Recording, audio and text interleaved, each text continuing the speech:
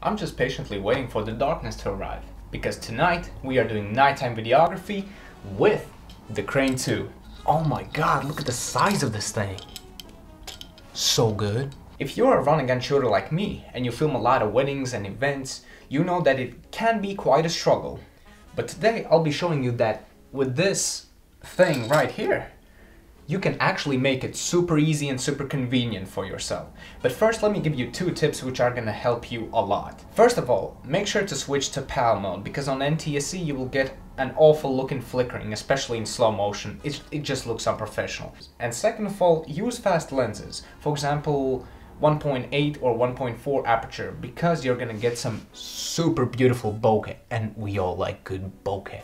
By the way, this is important to note. If you want the follow focus on the Crane 2 work, you actually need to purchase the servo follow focus. It comes in this really cool package, and believe it or not, this is it.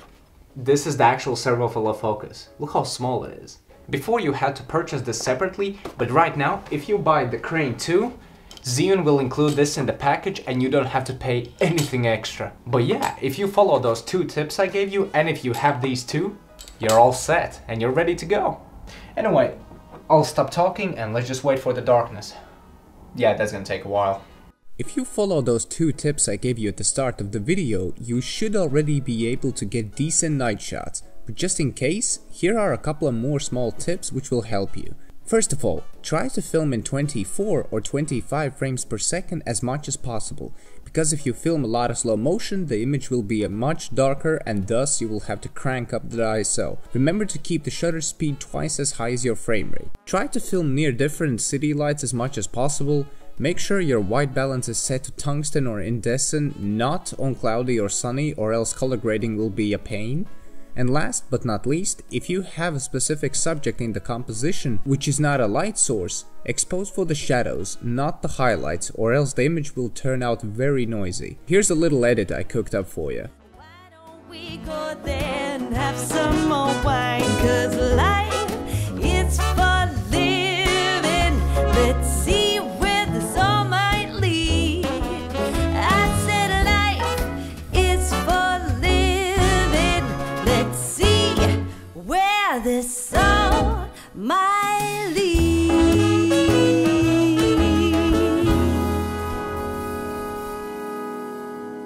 For me, the most important thing is to nail the focus. But what if you are alone and you want to do awesome dynamic shots but don't know how to keep up with the focus? Well, to achieve that you will need to pull out your servo follow focus and pair it up with the Crane 2. Setting up the Crane 2 and the follow focus is another topic I will be covering in the future, but for now, I am sure you can find some great tutorials on YouTube. Pulling focus is very easy on the Crane 2. You can even adjust the focusing speed on the gimbal.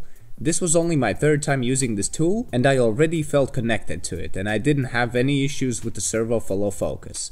Here are some cool shots I managed to get.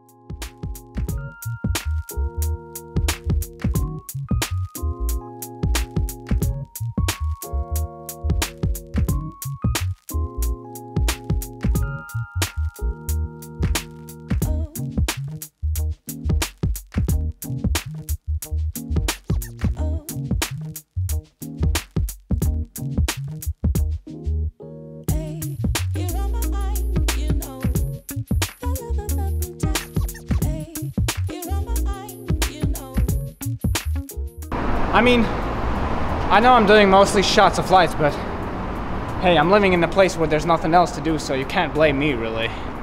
Obviously, the servo follow focus isn't for everyone. I, as a run-and-gun shooter who films a lot of weddings and events, won't be using it much because it takes quite a while to set up. The last time it took me nearly 7 minutes to set it up, and I don't think I can allow myself so much time during weddings and events. But overall, this tool is fantastic and very smooth, allowing you to get the money shots. It also requires a lot of practice, because keeping sharp focus on fast moving subjects is kinda very difficult to manage at first. Now, the big question. Where could you use the servo follow focus? I'll be using it for product macro shots and for bar and restaurant promo videos.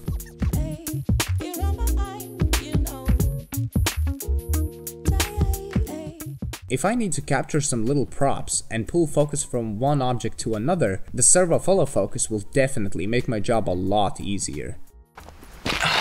By the way, did you know that if you use the servo follow focus on the zoom ring of the lens, you can achieve the vertigo effect? Well, here's 3 cool examples for you.